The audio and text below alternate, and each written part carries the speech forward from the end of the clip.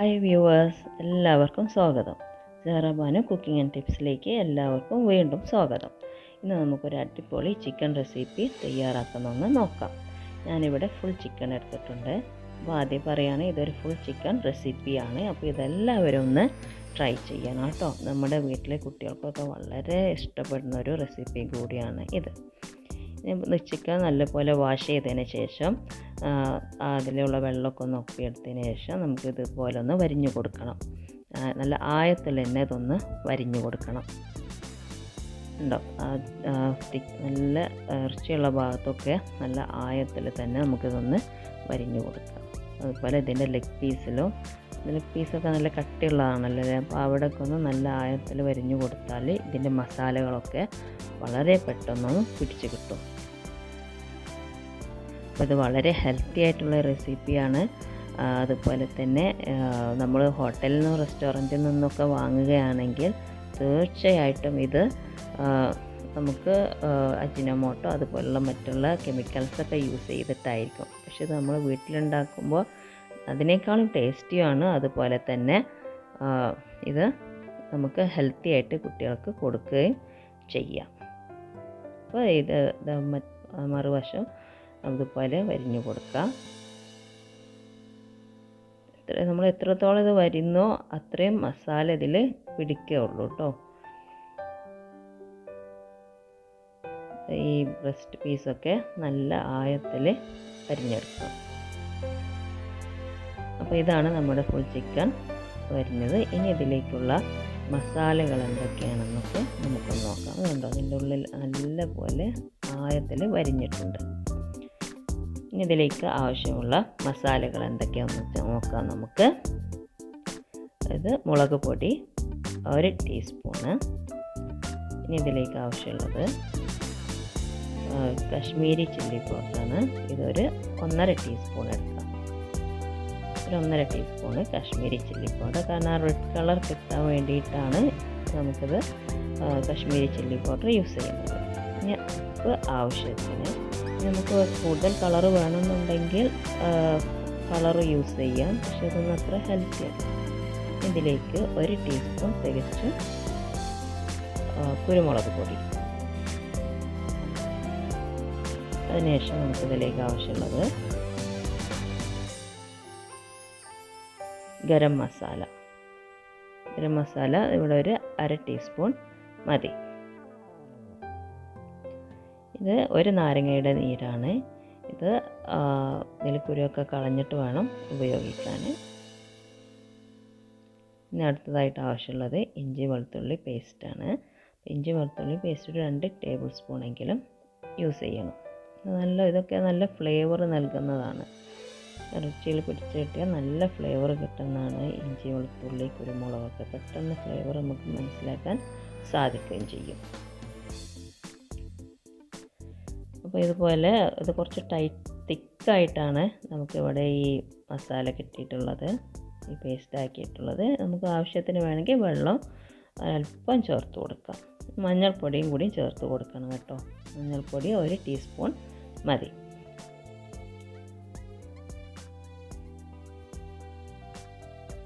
ഇതല്പം തിക്കാണ്. ഇതിലേക്ക് ഒരല്പം വെള്ളം ചേർത്ത് കൊടുക്കാം. ഈ ഒരു രൂപത്തിലായിരിക്കണം, ഈ ഒരു പരുവത്തിലായിരിക്കണം നമ്മുടെ മസാല.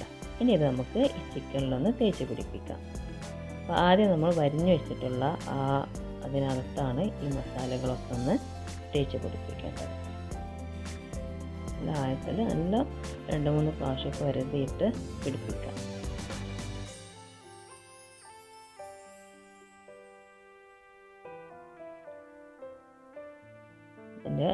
അതുപോലെ ചിക്കൻ്റെ ഉൾഭാഗങ്ങളിലും ഈ മസാല നല്ലപോലെ തേച്ച് പിടിപ്പിക്കണം.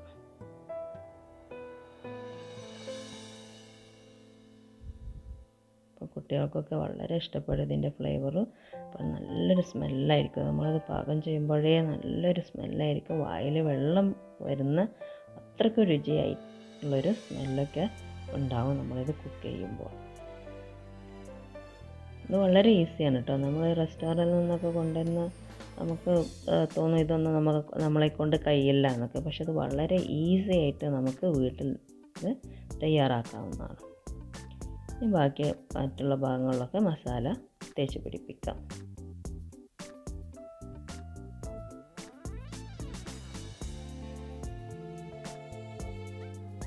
ഇതിപ്പോൾ നമുക്ക് വീക്കെൻഡിലൊക്കെ റെഡിയാക്കാം. ഇപ്പോൾ വർഷക്കാലമല്ലേ, അപ്പോൾ നമുക്ക് ഒരു ചിക്കനൊക്കെ ഒന്ന് റെഡിയാക്കിയിട്ട് കുബൂസൊക്കെ വെച്ച് കഴിക്കുമ്പോൾ നല്ലൊരു വീക്കെൻഡ് തന്നെ ആയിരിക്കും. അത് കുട്ടികൾക്കൊരു ഉത്സാഹമായിരിക്കും.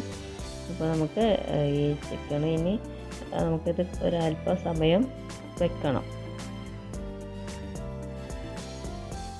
കംപ്ലീറ്റ് ഭാഗങ്ങൾ കണ്ടോ നല്ല പോലെ തേച്ച് പിടിപ്പിക്കണം.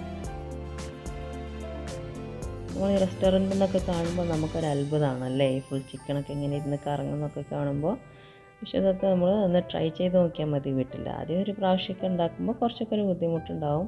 പക്ഷെ ഇത് പിന്നീട് നമുക്ക് വളരെ ഈസി ആയിട്ട്, നമുക്ക് കൂടുതൽ ടൈമൊന്നും വേണ്ട. ഇത് നമുക്ക് ഈ മസാല പുരട്ടിയിട്ടൊന്ന് കുറച്ച് നേരം മാരിനേറ്റ് ചെയ്യാൻ വെക്കേണ്ട ആവശ്യമുണ്ട്. അത് ചിക്കൻ്റെ ഉൾഭാഗങ്ങളിലും ഈ മസാല തേച്ച് പിടിക്കണം. അകത്തൊക്കെ കൈ ഉണ്ടാക്കിയിട്ട് തേച്ച് പിടിപ്പിക്കുകയാണ് വേണ്ടത്. പിന്നെ ചിലവരൊക്കെ ചിക്കൻ്റെ ഉള്ളിൽ എഗ്ഗൊക്കെ വെച്ച് കൊടുക്കും. നമുക്ക് വേണമെങ്കിൽ എഗ്ഗ് വെച്ച് കൊടുക്കാം. പക്ഷേ ഞാൻ അവിടെ എഗ്ഗൊന്നും വെച്ച് കൊടുത്തിട്ടില്ല.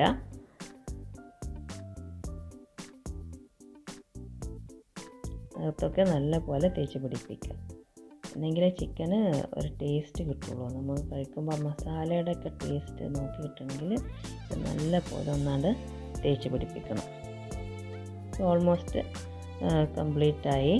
ഇനി ഇത് നമുക്കൊരു അല്പസമയം വെക്കേണ്ടതുണ്ട്.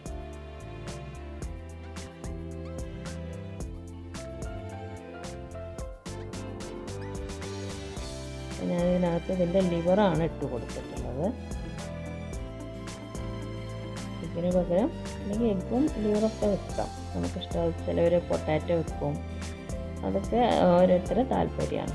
ഇനി ഈ 2 കാലും ഒന്ന് നമുക്ക് പിടിച്ച് കെട്ടണം. കണ്ടോ, 2 കാലും ക്രോസായിട്ട് വെക്കുക. ആ മുകളിൽ ബ്രസ്റ്റ് ഭാഗം താഴോട്ടാക്കിയിട്ട് ക്രോസായിട്ട് വെച്ചിട്ട് വേണം കെട്ടാൻ. ആദ്യം നൂലെടുക്കുക, എന്നിട്ട് ഒരു കാലിലത് കെട്ടുക.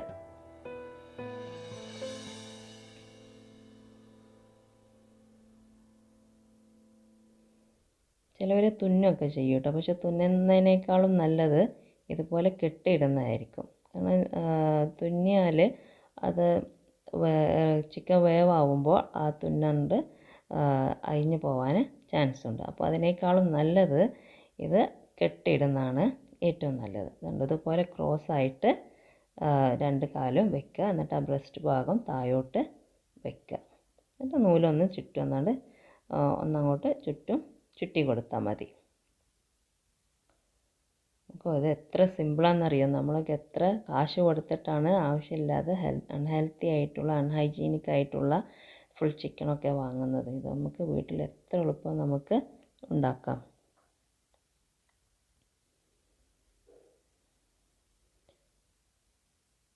അപ്പോൾ ഇതിന് ഒരു 4 മണിക്കൂറെങ്കിലും വെക്കണം. ഇപ്പോൾ ഞാനൊരു 4 മണിക്കൂർ വെച്ചിട്ടുണ്ട്. അതിനുശേഷം നമുക്കിത് എന്ത് ചെയ്യാമെന്ന് നോക്കാം.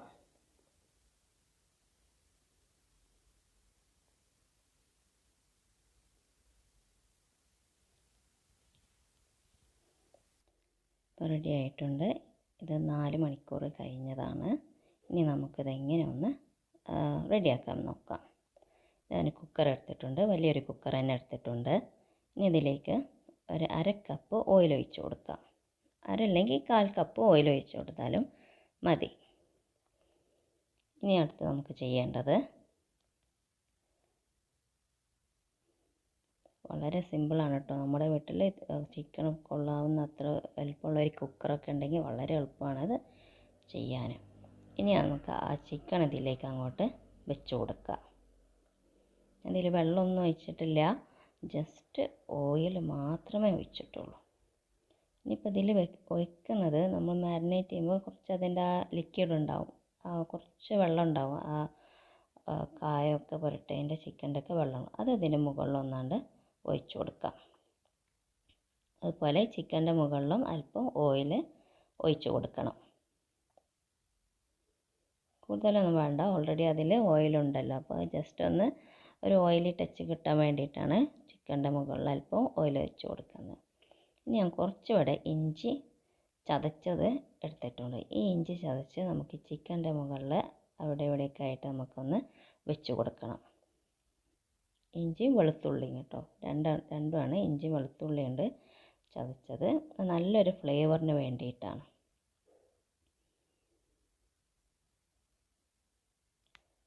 ഇതുപോലെ വെച്ച് കൊടുക്കുക. ആവശ്യത്തിന് മതി, കൂടുതലൊന്നും വേണ്ട കേട്ടോ. ഇനി കുക്കറൊന്ന് അടച്ചു വെക്കുക. അപ്പോൾ ചിക്കൻ ആകുമ്പോൾ നമുക്കറിയാം എത്ര വിസിൽ വേണം. ഒരു വിസിൽ മതി. ഇപ്പോൾ ഒരു വിസിൽ അടിച്ചാൽ അതിൻ്റെ സ്മോക്കാണത് ക്യാമറയിലേക്ക് എടുക്കുന്നുണ്ട്, അതുകൊണ്ടാണ് ഇവിടെ ഒരു ക്ലാരിറ്റി കുറവുള്ളത്. അപ്പോൾ ഇതാണ് ചിക്കൻ. ഒരു വിസിൽ മാത്രമേ ഞാനിതിന് അടിച്ചിട്ടുള്ളൂ. ഉണ്ടോ, ഒരു കൂടുതൽ വേവ് കൂടിയിട്ടുമില്ല, ഇത് അടിയിൽ പിടിച്ചിട്ടുമില്ല. അപ്പോൾ ചിക്കനിലെ ഓയിലൊക്കെ അതിലേക്ക് വീണ്ടും ഇറങ്ങിയിരിക്കുകയാണ്. ഇനി നമുക്കിത് പതിയെ ഈ കുക്കറിൽ നിന്നൊന്ന് മാറ്റാം. ചിക്കൻ നല്ല 1.5 കിലോ ചിക്കനാണ്, അപ്പോൾ നല്ല വെയിറ്റ് ഉണ്ട്. അപ്പോൾ 2 സ്റ്റിക്കൊക്കെ എടുത്തിട്ടാണ് ഞാനിത് മാറ്റിയത് ഒരു പ്ലേറ്റിലേക്ക്.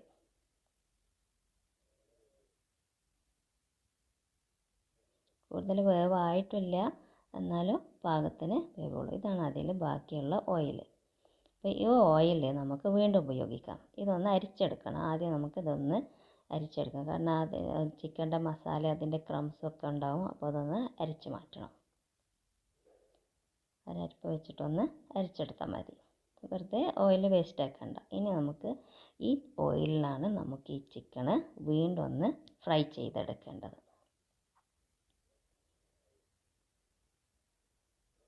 സ്റ്റവിൽ വെച്ചിട്ട് ഒന്ന് ഹീറ്റായതിന് ശേഷം നമുക്ക് ആ ചിക്കൻ ഇതിലേക്കൊന്ന് വെച്ച് കൊടുക്കാം. അപ്പോൾ ഇത് ഫ്രൈ ചെയ്യുമ്പോൾ നമ്മൾ ശ്രദ്ധിക്കേണ്ടത് ഒന്ന് ലോ ഫ്ലെയിമിൽ ഇടുന്നതായിരിക്കും നല്ലത്. ലോ ഫ്ലെയിം അല്ലെങ്കിൽ ജസ്റ്റ് ഒരു മീഡിയം ഫ്ലെയിമെങ്കിലും മതി. അതുകൊണ്ട് അതിൽ വെച്ചിട്ട് അതിന് മുകളിലുള്ള ഗാർലിക് ജിഞ്ചർ ചതച്ചതൊക്കെ അതുപോലെ ഇരിക്കുന്നുണ്ട്. അതുപോലെ നല്ല വെന്തിട്ടുണ്ട് കേട്ടോ. അത് നല്ല പാകത്തിനാണിത് വെന്തിട്ടുള്ളത്.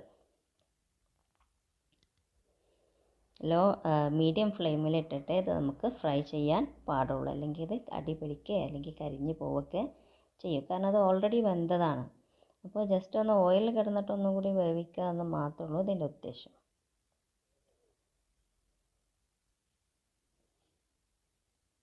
സൂപ്പറായിട്ടുള്ള ചിക്കനാണ്.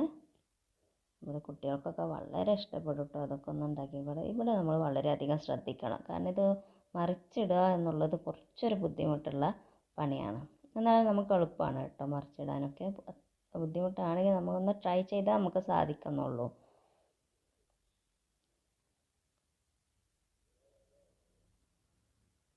ഇത് ഞാൻ മറിച്ചിട്ടിട്ടുണ്ട്, മറുവശമാണ് ഇട്ടിട്ടുള്ളത്. ഇനി അപ്പോൾ ഒരു സൈഡ് ഞാൻ വേവിച്ചു, ഇനി അടുത്ത സൈഡാണിതിപ്പോൾ ഫ്രൈ ചെയ്തെടുക്കുന്നത്. സെയിം ഓയിൽ തന്നെയാണ്, നമുക്ക് അഡീഷണലായിട്ട് ഓയിലൊന്നും പിന്നെ ഉപയോഗിക്കേണ്ടതില്ല.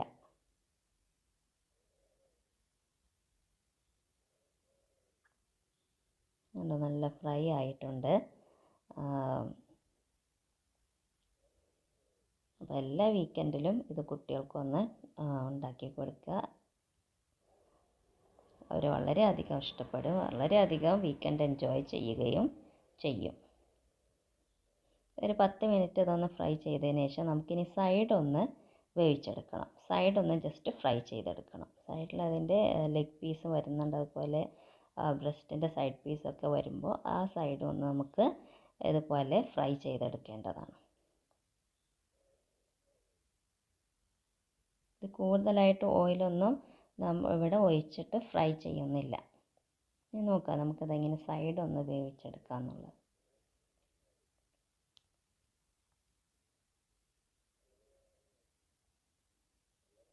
ഒരു 1.5 കിലോൻ്റെ ചിക്കനാണ്, അപ്പോൾ നല്ല വെയിറ്റ് ഉണ്ട് കേട്ടോ. അപ്പോൾ മറിച്ചിടാനൊക്കെ അത് കുറച്ച് പ്രയാസമായിരിക്കും. അപ്പോൾ നമുക്കത് 1 കിലോ ചിക്കനൊക്കെ എടുക്കുക നമുക്ക് കംഫർട്ടബിളായിട്ട് ഒന്ന് മറിച്ചിടുകയൊക്കെ ചെയ്യാം.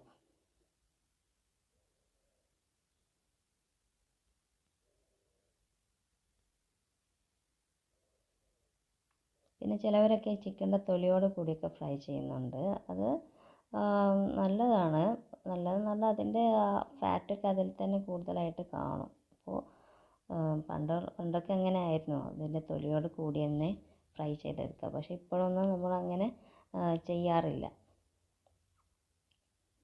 ഇനി ഇതൊന്നും കൂടി നമുക്ക് അട്രാക്റ്റീവ് ആക്കണം എന്നുണ്ടെങ്കിൽ ഒരു നുള്ള് കളറൊന്ന് ചേർത്ത് കൊടുക്കുക. നമ്മൾ ഇതിൻ്റെ മസാല ഉണ്ടാക്കുമ്പോഴേ കളർ ഒന്ന് ചേർത്ത് കൊടുക്കേണ്ടതാണ്.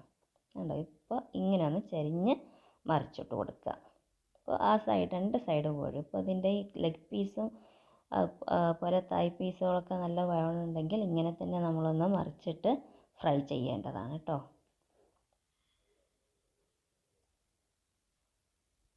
അപ്പോൾ നമ്മുടെ ചിക്കൻ ഇവിടെ റെഡി ആയിട്ടുണ്ട്. ഇനി നമുക്കൊരു സെർവിങ് പ്ലേറ്റിലേക്കൊന്ന് മാറ്റി കൊടുക്കാം.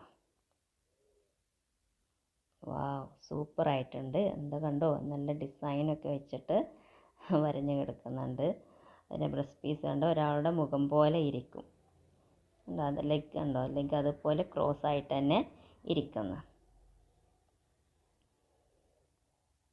ഇപ്പോൾ കുക്കറിലൊക്കെ ഇടുകയാണെങ്കിൽ അത് നമുക്ക് കുറച്ച് വേവ് കൂടാനൊക്കെ ചാൻസ് ഉണ്ട്. പക്ഷേ ഇവിടെ ജസ്റ്റ് ഒരു കറക്റ്റ് നമുക്ക് ഒരു വിസിലടിച്ചാൽ തന്നെ നമുക്ക് അതിൻ്റെ കുക്കർ ഓഫാക്കാം. ഇനി ഒരു കത്രിക കൊണ്ട് ആ നൂലൊക്കെ ഒന്ന് കട്ട് ചെയ്യാം. ഇനി നമുക്കിത് ഇതിൻ്റെ കൂടെ കുബൂസ് അതുപോലെ ചപ്പാത്തിയൊക്കെ കഴിക്കാം. അതുപോലെ മയോണൈസ് ഉണ്ടാക്കിയിട്ട് കഴിക്കാം. ഞാൻ മയോണൈസിൻ്റെ ഒരു വീഡിയോ ഇട്ടിരുന്നു. അപ്പോൾ അത് നമുക്ക് വീട്ടിൽ തന്നെ ഉണ്ടാക്കാം. ഇൻസ്റ്റൻറ്റ് മയോണൈസ് ആണ്. ഞാൻ അതിൻ്റെ ലിങ്ക് ഡിസ്ക്രിപ്ഷൻ ബോക്സിൽ ഇടാം. കണ്ടോ, ലെഗ് പീസൊക്കെ നല്ലപോലെ വെന്തിട്ടുണ്ട്. അപ്പോൾ ഇതാണ് നമ്മുടെ ഫുൾ ചിക്കൻ.